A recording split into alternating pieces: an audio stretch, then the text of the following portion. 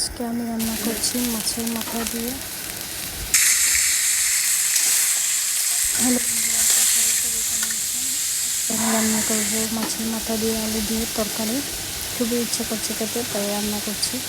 তো এখন আমি একে একে সব মশলাগুলো দিয়ে দেবো। হলুদ গুঁড়ো, মরিচ গুঁড়ো, ধনে গুঁড়ো আর লবণ দিয়ে দেবো।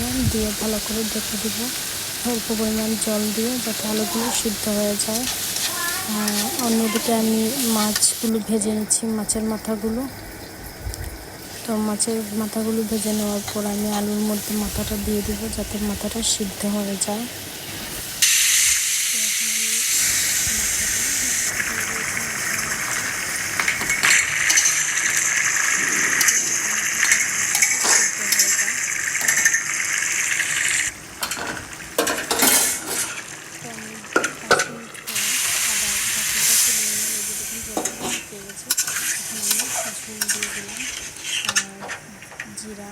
জিরা বাটা আর আদা বাটা দিয়ে দিলাম,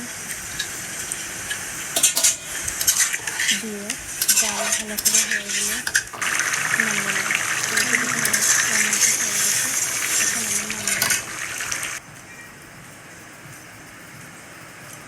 পরিমাণ গরম মশলা দিয়ে দেবেন আপনারা।